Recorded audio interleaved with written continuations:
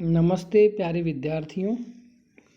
स्नातक प्रथम वर्ष संस्कृत विषय की ऑनलाइन कक्षा में आप सभी का हार्दिक स्वागत है। हम महाकवि भर्तृहरि के द्वारा लिखित नीति शतकम का अध्ययन कर रहे हैं। इससे पूर्व की कक्षा में हमने अध्ययन किया था कि कुत्ते के समान नीच कोटि के व्यक्ति तुच्छ वस्तु से ही संतोष कर लेते हैं और अपनी भूख मिटाने के लिए कुछ भी बुरा कर्म कर डालते हैं, परंतु सिंह की तरह स्वाभिमानी व्यक्ति विपत्तिग्रस्त होने पर भी अपने पौरुष के अनुसार कार्य करते हैं और सम्मान के साथ जीवन का निर्वाह करते हैं। आज हम अगला श्लोक पढ़ते हैं। श्लोक है लांगूल चालनम अधश्चरणावपातं भूमौ निपत्य वदनो दरदर्शनं च स्वापिण्डदस्य कुरुते गजपुंगवस्तु धीरं विलोकयति चाटुशतैश्च भुङ्क्ते। ये जो श्लोक हम पढ़ रहे हैं वह वसंत तिल का छंद में लिखा गया है। वसंत तिल का छंद का लक्षण होता है उक्ता वसंत तिल का तब जा जगोग। तो श्लोक है कि लांगूल चालनम भदश्चरणावपातं भूमौ निपत्य वदनो दरदर्शनं च स्वापिण्डदस्य कुरुते गजपुंगवस्तु धीरं विलोकयति चाटुशतैश्च भुङ्क्ते। इस श्लोक में भी कवि भर्तृहरि जी कहते हैं कि स्वामी के सामने नीच और श्रेष्ठ पुरुषों का कैसा व्यवहार रहता है, ये इस श्लोक में देखा जा सकता है। इस श्लोक में हम देखते हैं।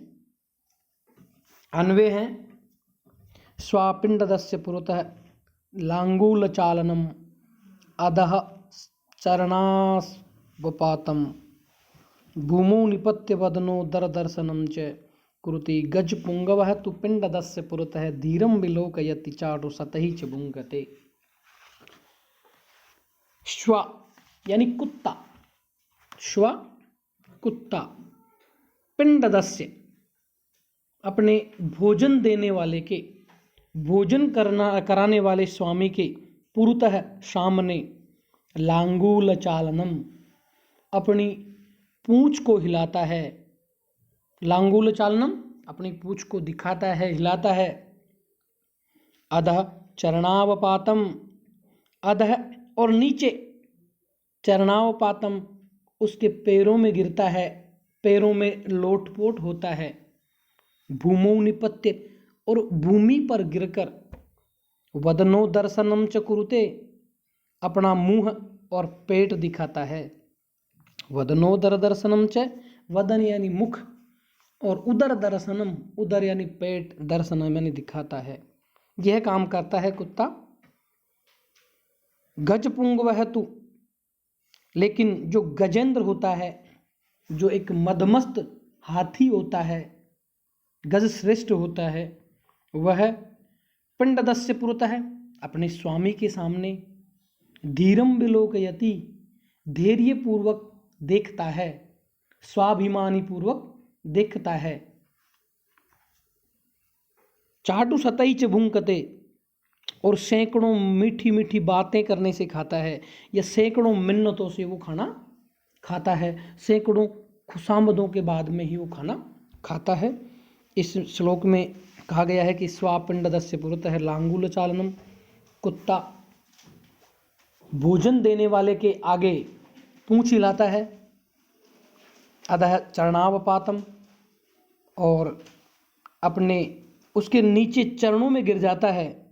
भूमौ निपत्य वदनो दर्शनम च कुरुते और पृथ्वी पर गिरकर लेटकर अपना मुख तथा अपना पेट दिखाता है, अपना उदर दिखाता है। और दूसरी तरफ गजपुंग वह तू, जो गज श्रेष्ठ है, मदमस्त हाथी होता है, गजेंद्र होता है, वह पिण्डदस्य पुरतः अपने खाना देने वाले के सामने धीरम विलोकयति, धैर्यपूर्वक देखता है। चाटु सतई च भुंकते, सैकड़ों बार खुशामद करने से भोजन खाता है। तो इस श्लोक में दिखाया गया है कि जिस प्रकार कुत्ता यानी नीच व्यक्ति वो अपने स्वामी का जो है वो चाटुकारिता करता है, उसका खुशामद करता है। कुत्ता भोजन देने वाले के आगे पूंछ हिलाता है, नीचे उसके पैरों में गिरता है और पृथ्वी पर गिरकर अपना मुंह और पेट दिखाता है। और दूसरी तरफ जो गज श्रेष्ठ जो हाथी होता है, भोजन देने वाले स्वामी की ओर धैर्यपूर्वक केवल देखता है और सैकड़ों बार खुशामद करने से खाता है, ऐसे भोजन नहीं करता है।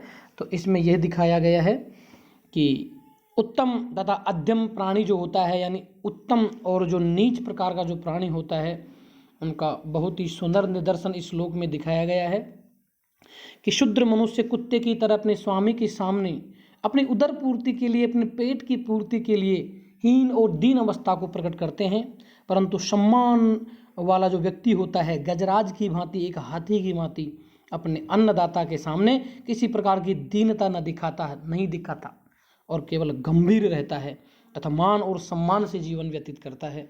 वो कभी भी दूसरों की गुलामी नहीं करता है। कवि ने कुत्ते का उदाहरण देकर नीच व्यक्ति का स्वभाव बतलाया है इस श्लोक में। कुत्ता भोजन देने वाले के सामने अपनी पूंछ हिलाता है, उसके पैरों में लोटपोट करता है और मुख और पेट दिखाता है। उसी प्रकार नीच व्यक्ति पेट के खातिर दूसरों की चापलूसी करते हैं, उसकी फटकार सुनते हैं, पर जो स्वाभिमानी व उत्तम प्रकृति के लोग होते हैं वे गजेंद्र के समान स्वाभिमानी होते हैं। वे अपने पेट के खातिर निकृष्ट आचरण कदापि नहीं करते हैं। इस श्लोक में स्वभावोक्ति अलंकार है, क्योंकि इसमें स्वभाव का वर्णन किया गया है कुत्ते का, और हाथी के स्वभाव का वर्णन इसमें किया गया है। स्वभावोक्ति अलंकार का लक्षण होता है कि स्वभावोक्ति रसो चारु यथावद वस्तु वर्णन। यथावद वस्तु का वर्णन अगर किसी में किया जाए तो उसमें स्वभावोक्ति अलंकार होता है। अगला श्लोक है परिवर्तिनी संसारे मृतः को वा न जायते स जातो ये न जाते न जाति वंश समुन्नतिम। परिवर्तिनी संसारे मृतः को वा न जायते स जातो ये न जाते न याति वंश समुन्नतिम। अन्वय है परिवर्तिनी संसारी को वा न मृतः को वा न जायते किंतु सह जातः ये न जाते वंश समुन्नतिम याति। इस श्लोक में कवि वंश की उन्नति करने वाले का जन्म सार्थक बताया गया है, अर्थात जो अपने परिवार की, अपने कुल की, अपने वंश की उन्नति को बढ़ाए उसका जन्म ही सार्थक है, ऐसा कहा है। परिवर्तनी संसारे, इस परिवर्तनशील संसार में कोवा न मरता है, कौन नहीं मरता है, कोवा न जायते और कौन जन्म नहीं लेता है। इस परिवर्तनशील संसार में कौन नहीं मरता है और कौन जन्म नहीं लेता है, अर्थात सब मरते हैं और सभी जन्म लेते हैं, किंतु लेकिन सह जाता है ये न जातेन, वही वास्तव में जन्मा है, वही वास्तव में उत्पन्न हुआ है। ये न जातेन, जिसके उत्पन्न होने से, जिसके जन्म लेने से वंश, जो वंश है, कुल है, समुन्नतिम याति, उन्नति को प्राप्त होता है। अर्थात इस परिवर्तनशील संसार में कौन नहीं मरता है अथवा कौन जन्म नहीं लेता है, परंतु वास्तव में उत्पन्न होना उसी का श्रेष्ठ है, जन्म लेना उसी का श्रेष्ठ है, जिसके जन्म लेने से वंश की समुन्नति होती है, जिसके जन्म लेने से उसके कुल की शान बढ़ती है, कुल की मर्यादा बढ़ती है, परिवार की शान में चार चांद जो लगाता है, वास्तव में उसी का जन्म लेना श्रेष्ठ है। इस श्लोक में ऐसा कहा गया है। अर्थात मरना और मरकर पुनः जन्म लेना तो संसार का नियम है। सामान्य व्यक्ति इस नियम से आक्रांत रहता है, परंतु वही व्यक्ति धन्य माना जाता है जिसके जन्म लेने से वंश की उन्नति होती है, उसका मान शौर्य बढ़ता है, ऐसे व्यक्ति का ही जीवन सफल माना जाता है। श्लोक में अनुष्टुप छंद है जिसका लक्षण है कि श्लोके षष्ठम गुरुर्गेयम सर्वत्र लघु पंचमम द्विचतुष्पादयोरीश्वम सप्तमम दीर्घम अन्यो। और इस श्लोक में काव्यलिंग अलंकार है। आगे बढ़ते हैं, अगला श्लोक है कुसुमस्तबकस्यैव द्वैवृत्तिर्मनस्विनः मूर्धनि वा सर्वलोकस्य शीर्यते वन एव वा। कुसुमस्तबकस्यैव द्वैवृत्तिर्मनस्विनः मूर्धनि वा सर्वलोकस्य शीर्यते वन एव वा। इसका अन्वय है श्लोक का कि मनस्विनः कुसुमस्तबकस्य इव द्वैवृत्तिः भवति सर्वलोकस्य मूर्धनि वने एव शीर्यते। मनस्विनः मनस्वी पुरुषों की कुसुमस्तबकस्य इव फूलों के गुच्छे की तरह, फूलों के गुच्छे के समान, द्वैवृत्ति भवति दो प्रकार की गति होती है, दो प्रकार की स्थितियां होती है। अर्थात मनस्वी व्यक्ति की फूलों के गुच्छे के समान दो ही प्रकार की स्थितियां होती है। कौन कौन सी स्थितियां? सर्वलोकस्य मूर्धनि, या तो समस्त लोगों के सिर चढ़ता है, सर्वलोकस्य संसार के सभी व्यक्तियों के, मूर्धनि सिर पर, व अथवा वने एव शीर्यते, अथवा वन में ही नष्ट हो जाता है, अपनी डाल में ही नष्ट हो जाता है। अर्थात जिस प्रकार फूलों का जो गुच्छा होता है या तो किसी भगवान या देवताओं के सिर पर चढ़ता है या फिर वो वन में ही नष्ट हो जाता है, तो दो ही गति होती है। उसी प्रकार मनस्वी व्यक्ति की भी दो ही प्रकार की गति होती है, या तो वो अपना संसार में नाम करता है या फिर बदनाम करता है।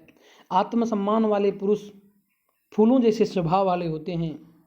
ये या तो राजाओं अथवा देवताओं के सिर पर चढ़ते हैं अथवा सर्वोच्च स्थान प्राप्त करते हैं, अपनी ही डाल पर सूख कर वन में ही गिर जाते हैं। मनस्वी पुरुष भी सर्वोच्च स्थान प्राप्त कर लेते हैं या चुपचाप जीवन यापन कर नष्ट हो जाते हैं, परंतु वे नीच कार्य कभी नहीं करते हैं। इस श्लोक में यही कहा गया है कि मनस्वी पुरुष या तो इस संसार में सर्वोच्च स्थान प्राप्त करते हैं या चुपचाप जीवन यापन करते हैं, या चुपचाप जीवन यापन करते हुए नष्ट हो जाते हैं, परंतु वे कभी भी नीच कार्य नहीं करते हैं। इस श्लोक में भी अनुष्टुप छंद है और उपमा अलंकार है, क्योंकि कुसुमस्तबकस्य इव फूलों के गुच्छे के समान। अगला श्लोक है सन्त्यन्यपि बृहस्पति प्रभृतयः संभाविता पंचसा स्थान प्रत्येष विशेष विक्रम रुचि राहुर्न वेरायते द्वावैव ग्रसते दिनेश्वर निशा प्राणेश्वरो भास्करो भ्रान्तः पर्वणि पश्य दानवपतिः शीर्षा विशेषाकृति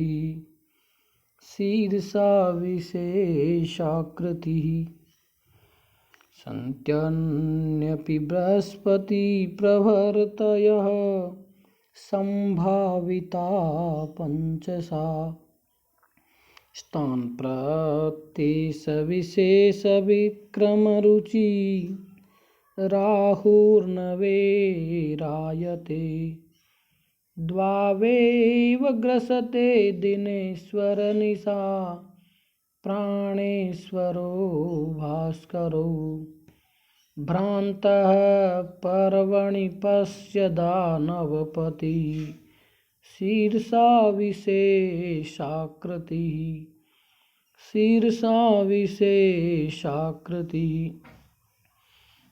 इस श्लोक में कहा गया है कि तेजस्वी पुरुष प्रायः कष्ट उठाया करते हैं, कि जो तेजस्वी व्यक्ति होते हैं वह हमेशा कष्टों में ही जीवन जीते हैं या कष्ट उठाया करते हैं। कैसे? श्लोक का अन्वय है हे प्रातः पश्य बृहस्पति प्रभृतय अन्येपि पंचसा संभावितः ग्रहा सन्ति किंतु विशेष विक्रम रुचि शीर्षा विशेषाकृति दानवपति राहुतान प्रतिनवेरायते अपितु भास्करो द्वौ दिवाकर निशाकर निशा प्राणेश्वरो एव पर्वणि घ्रसते। हे प्रातः, हे भाई, हे भ्रातः, हे भाई, यहाँ पे भ्रातः हैं ये भाई। पश्य बृहस्पति प्रवर्तय अन्येपि पंचसा संभावितः ग्रहा सन्ति। पश्य यानी देखो, बृहस्पति प्रवर्तय, बृहस्पति आदि अर्थात बृहस्पति आदि, इसका मतलब सौरमंडल में बृहस्पति, मंगल, बुध, शुक्र और शनि आदि बहुत से ग्रह विद्यमान है। पंचसा 5-6, अन्य भी दूसरे पंचसा 5-6 संभावितः, जो संभावित या श्रेष्ठ ग्रह है, ग्रहा संति ग्रह है। अर्थात हे भाइयों देखो, इस सौरमंडल में बृहस्पति आदि अन्य भी दूसरे 5-6 श्रेष्ठ ग्रह हैं, किंतु लेकिन विशेष विक्रम रुचि, विशेष पराक्रम की इच्छा रखने वाला, शीर्षा विशेषाकृति, सिर मात्र बचा हुआ है या सिर मात्र बचा है आकृति में जिसके ऐसा, दानवपति, दानवों का राजा, राहु, यह जो राहु है, तान प्रति न वेरायते, उनके प्रति वेर नहीं रखता है, अर्थात उन दूसरे ग्रहों के प्रति वेर नहीं रखता है। अपितु भास्करो द्वौ दिवाकर निशा प्राणेश्वरो एव पर्वणि ग्रसते, किंतु प्रकाशमान सूर्य, भास्करो सूर्य और चंद्रमा, दिवाकर निशा यानी प्रकाशमान सूर्य और चंद्रमा, इन दोनों को ही प्राणेश्वरो, इन दोनों को ही एव पर्वणि ग्रसते, इन दोनों को ही पर्वों पर ग्रसित करता है, ग्रसता है, पर्वों पर अर्थात अमावस्या और पूर्णिमा पर ग्रसता है।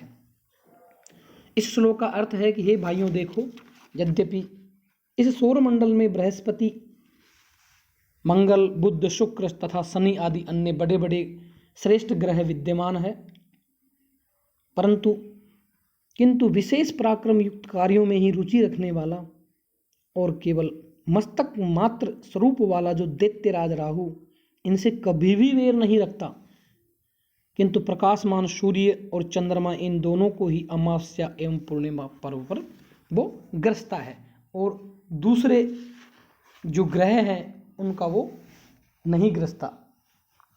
राहु तेजस्वी सूर्य और चंद्रमा से ही वेर रखकर उन्हें ही परेशान करता है, उन्हें ही आक्रांत करता है। इसी प्रकार शक्तिशाली वीर पुरुष अपने समान पराक्रमी लोगों से ही वेर रखते हैं। वे अपने से कम तेजस्वी और दुर्बल जनों से कभी भी वेर नहीं रखते। मानी जनों का यह सहज स्वभाव होता है। अर्थात इस श्लोक में यही कहा गया है कि महान व्यक्ति का वेर भाव हमेशा अपने बराबर वालों से ही होता है। जिस प्रकार सौरमंडल में बृहस्पति आदि 5-6 ग्रह विद्यमान हैं, परंतु जो दानव राज राहु हैं, इनके साथ में कभी भी वेर प्रकट नहीं करता, किंतु वो अत्यधिक तेजस्वी सूर्य और चंद्रमा को ही सदा अपना ग्रास बनाने के लिए प्रयत्नशील रहता है। इसी प्रकार पराक्रमशाली व्यक्ति शुद्ध प्राणियों की उपेक्षा कर महान बलशाली शत्रुओं पर ही सदैव आक्रमण करते हैं। वो छोटे लोगों को परेशान नहीं करते हैं, अपने बराबर वालों से ही हमेशा वो लड़ाई करते हैं, युद्ध करते हैं। इस श्लोक में भी शार्दूल विक्रीडितम छंद है और अप्रस्तुत प्रशंसा अलंकार है। तो प्यारे विद्यार्थियों, आज बस इतना ही। धन्यवाद।